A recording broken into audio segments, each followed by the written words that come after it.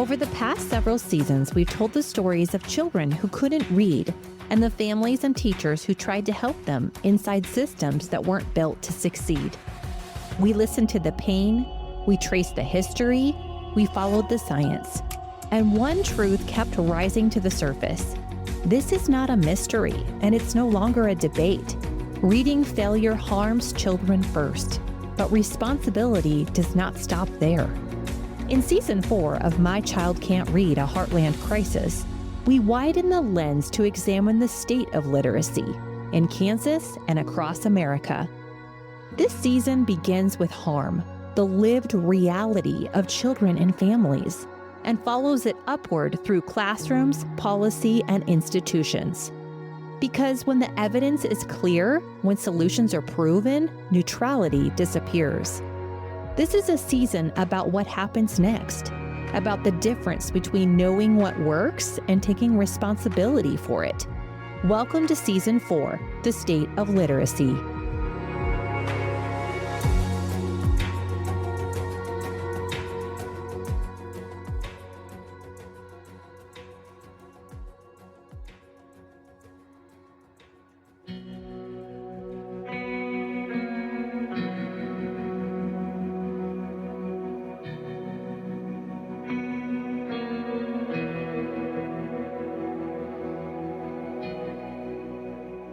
Throughout this season, we've asked some hard questions.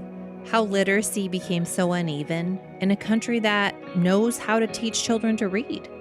Why policy so often lags behind research. And what it would actually take to close the literacy gap, not just in theory, but in practice. Today's episode is different. This is not an argument. It's not a blueprint. It's a case study. A look inside what happens when research, leadership, funding, and classroom practice are intentionally aligned. So where does something like this begin? Not with a strategy, not with a building, but with a moment when the evidence becomes impossible to ignore. There's a moment many educators can point to when something just doesn't add up. For C.C. Wolf, that moment came in a 5th grade classroom. I was substitute teaching in the 5th grade and calling on students to read, and they couldn't read. And I said, Gretchen, I can't understand why that could happen. And she said, well, you need to be doing what I'm doing. And I blindly followed Gretchen. C.C. was a classroom teacher doing exactly what she'd been trained to do.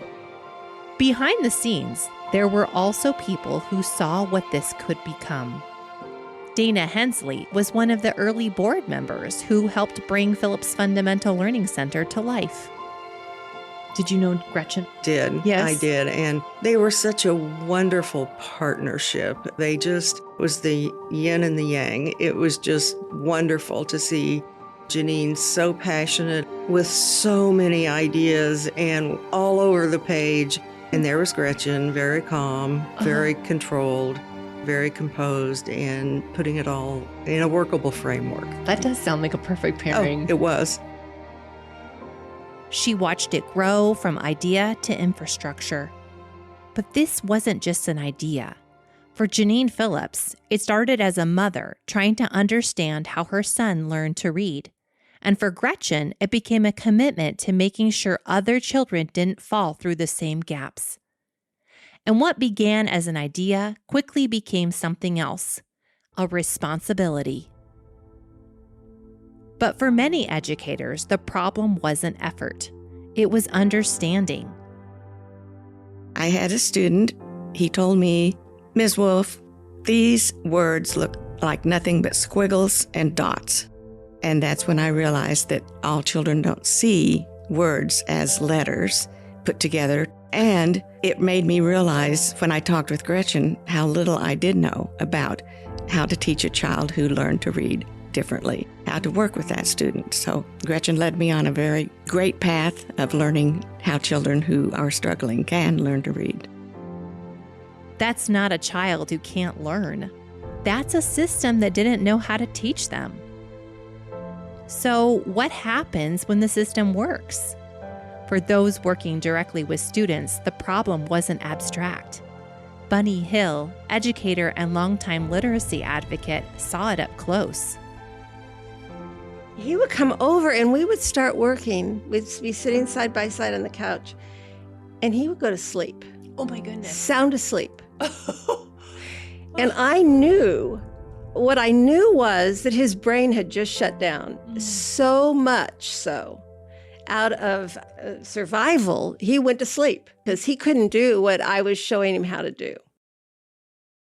That's not disengagement. That's survival.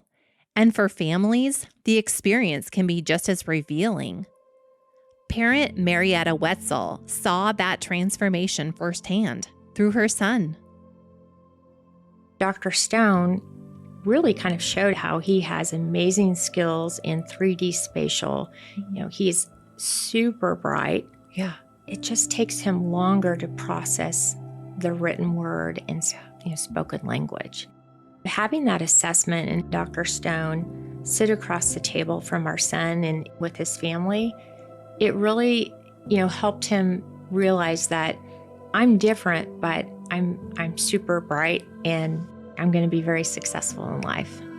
He went through a lot of different programs by private tutors who had been trained at FLC. And then his high school years were spent at Wichita Collegiate, and they had a good program called Learning Lab that was helpful. He could get, for him, just a little bit of extra time on tests. And it's not to give him an advantage, it's to level the playing field. And the work that Phillips does it's life-changing. And, every year, every 3 months that we go by without the right intervention for kids, that hurts those kids and it hurts our society. What changed wasn't his ability, it was the understanding around him. But knowing what works and building something that lasts are not the same thing. When you are an infant nonprofit, how are you going to fundraise? How are you going to staff it? Where are you going to be located? I can remember thinking that if we could just do X, then the doors are going to open. And Janine would figure out how to do X, but the doors didn't open. And so it has just been hurdle after hurdle. And it's remarkable that she has stayed this committed to helping these kids.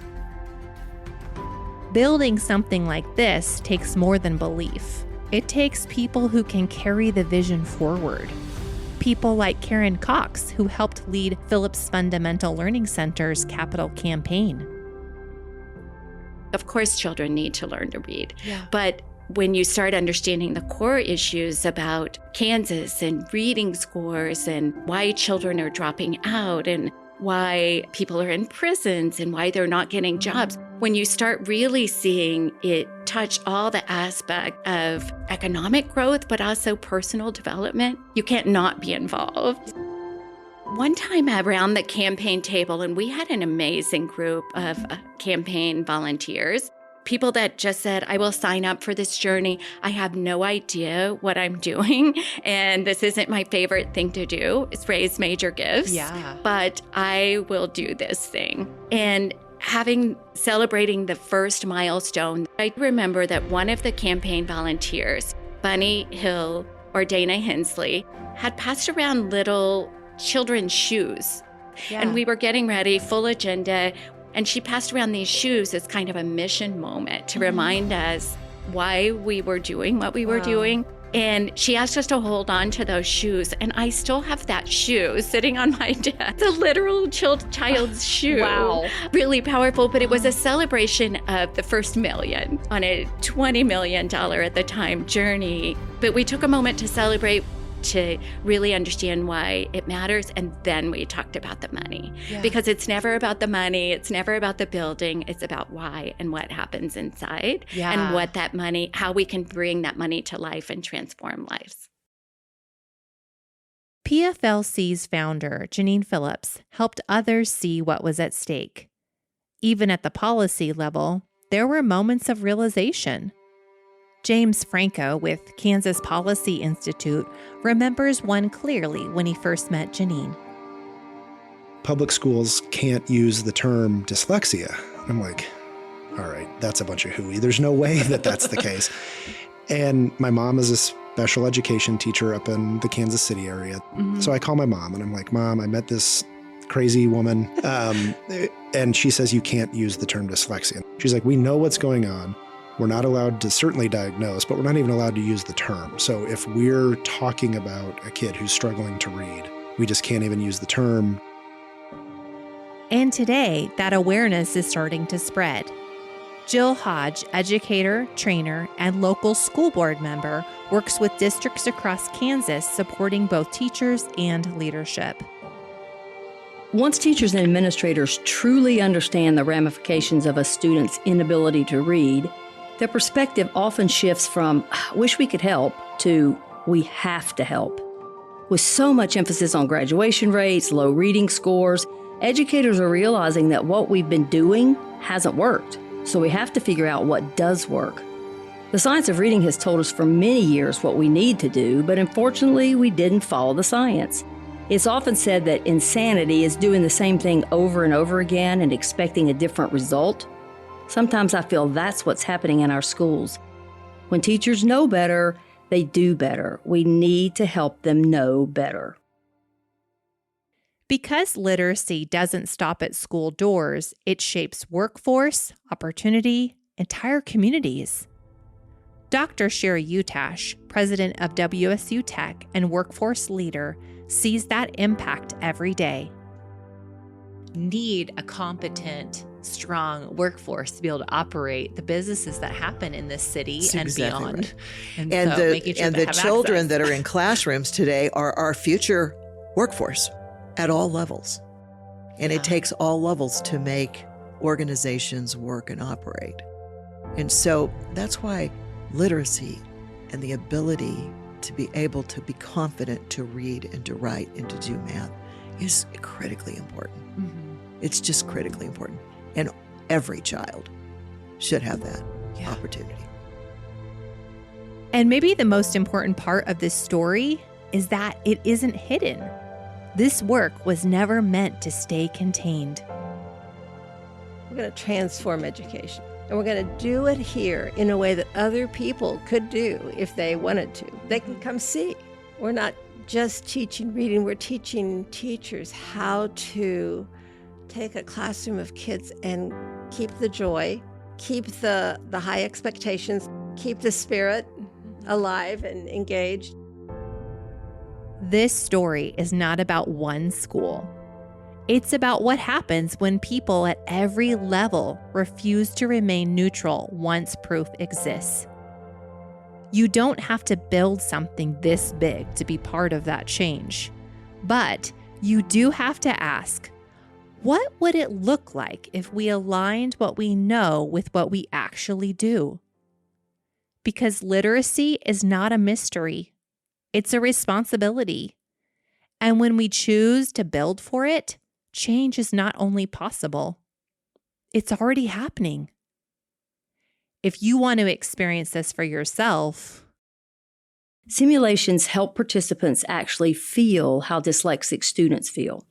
They're constantly frustrated and exhausted because reading is hard. They know they're smart, but they can't read.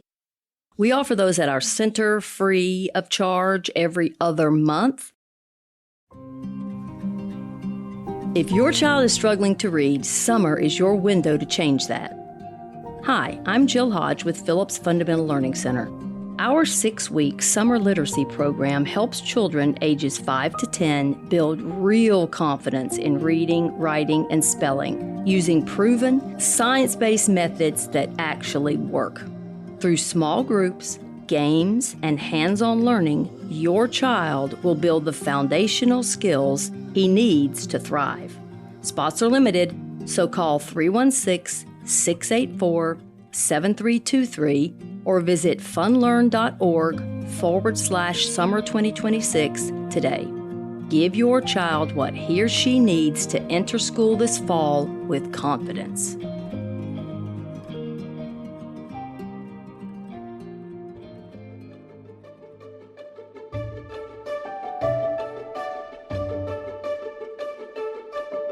Thanks for listening to My Child Can't Read, a Heartland Crisis. If this episode resonated with you, if you saw your child, your classroom, or your community in these stories, you're not alone. Now is the time to act. Every child can learn to read, and we all share responsibility to make it happen. I invite you to take action today by subscribing to catch every episode, rating and reviewing to help others find this series, sharing your story and learning how the Phillips Fundamental Learning Center is changing lives at funlearn.org/podcast, and by sharing this show with a friend, teacher, or parent who needs to hear it. All resources, source credits, and tools mentioned in this episode can be found in the show notes. Together, we can take responsibility and rewrite the story of literacy, one child, one classroom, and one school at a time right here in the Heartland.